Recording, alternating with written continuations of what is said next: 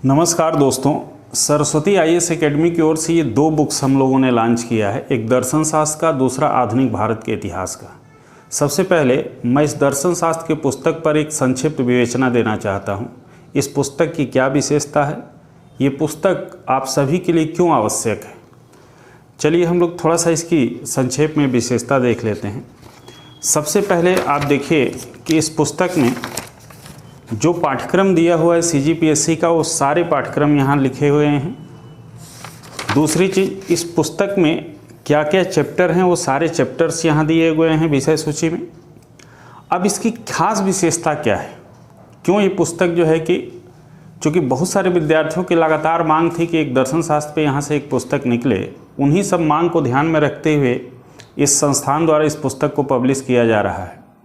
इस पुस्तक की खास विशेषता क्या है, अभी तक के जो परीक्षा का पैटर्न है उन पूरे परीक्षा के पैटर्न का अध्ययन करने के पश्चात इस पुस्तक को लिखा गया है। इसमें ये जितने भी टॉपिक दिए गए हैं, इन सारे टॉपिक के सारे डायमेंशन कवर किए गए हैं। इसके अलावा अभी जो भी फिलॉसफी में जो क्वेश्चन अप्लाइड प्रकृति के हैं या रिलेटेड प्रकृति के हैं, जो एक से दूसरे को जोड़ करके पूछ सकता है, उनको अलग से इसमें फोकस किया गया है। जैसे उसकी पहले हम कुछ लिस्ट यहाँ दे दिए गए हैं।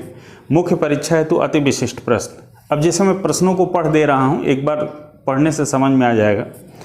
जैसे कांट का कर्तव्य के लिए कर्तव्य बनाम गीता का निष्काम कर्म योग का सिद्धांत। अब इन चूंकि दोनों में एक तुलनात्मक विवेचना की गई है कि कांट का कर्तव्य के लिए कर्तव्य और गीता का निष्काम कर्मयोग के सिद्धांत में क्या अंतर है, क्या समानता है। दूसरा, गीता का निष्काम कर्म का सिद्धांत प्रवृत्ति और निवृत्ति जैसी परस्पर विरोधी सिद्धांतों का समन्वय कैसे करती है, इसको सिद्ध करना है। तीसरा क्वेश्चन आप देखिए कि गीता का निष्काम कर्म का सिद्धांत भक्ति, ज्ञान और कर्म का समन्वय है, इसे सिद्ध कीजिए। चौथा महत्वपूर्ण प्रश्न ये है कि स्यादवाद विभिन्न सिद्धांतों का अनेकांतवाद में समन्वय करता है, सिद्ध कीजिए। पांचवा प्रश्न देखिए, विकासवाद सृष्टि सांख्य चक्र का प्रारूप संख्या के अनुरूप विकास क्रम को समझाइए।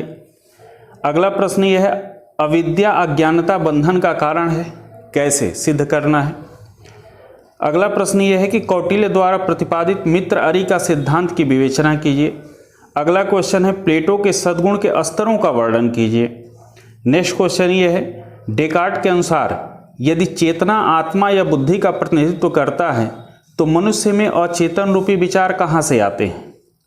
फिर नेक्स्ट क्वेश्चन है, डेकार्ट के अनुसार यदि जड़ या उपादान अचेतन है तो जड़ पदार्थ में गति, ताप, दाब की वृद्धि कैसे होती है।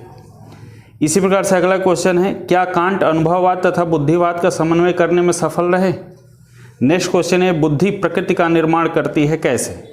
तो ये मैंने एक ओवरऑल ऐसे प्रश्नों का इसमें संकलन किया गया है जो अप्लाइड प्रकृति के हैं, जो कहीं ना कहीं सीजीपीएससी अगर एक स्टेप से दूसरे स्टेप की तरफ जाती है तो इन प्रश्नों को फ्रेम करेगी। तो कमिंग सून जो आने वाले ट्रेंड हैं उसको भी ध्यान में रख करके इन सारी विशेषताओं को समाहित किया गया है। साथ ही साथ जो दर्शन शास्त्र से कुछ प्री में भी क्वेश्चन बनते हैं, उन प्री के पैटर्न को भी ध्यान में रखते हुए इस पुस्तक के खंड में सारी बातें समाहित की गई हैं। तो ये पुस्तक मेंस के लिए तो बहुत ही इम्पॉर्टेंट है ही है, साथ ही साथ जो प्रीलिम्स में दर्शन शास्त्र के क्वेश्चन कभी कभी पूछ देते हैं उनको भी ध्यान में रख के पुस्तक लिखा गया है। इसलिए पुस्तक मेंस के साथ साथ प्री के लिए भी महत्वपूर्ण है। दूसरी इसकी खास विशेषता ये है कि इस पुस्तक में बहुत ही सारगर्भित रूप में सारे टॉपिक के सारी चीज़ों का हर एंगल से एनालिसिस किया गया है। ये लगभग 160 पेज की पुस्तक है। यहाँ पर आप बिलासपुर में देखेंगे तो perfect book depot, Narmada book depot, Mahamaya book depot में ये पुस्तक आसानी से आपको मिल जाएगी। आगे जो है कि हम लोग इस पुस्तक में जितनी भी अगर समस्याएं किसी को भी आती है तो सीधे संपर्क कर सकता है। अगर कोई चीज़ें उसमें उसको समझ में नहीं आ रहा तो हम लोग अलग से उसको एक्सप्लेन भी कर देंगे। लेकिन मेरा मानना यह है कि एक बार इस पुस्तक को अवश्य देखें, क्योंकि ये पुस्तक आपकी सफलता में एक मील का पत्थर साबित होने वाली है और अभी तक के दर्शन शास्त्र की पुस्तकों में एक सबसे बेहतरीन पुस्तक के रूप में आपको साबित होगी। धन्यवाद।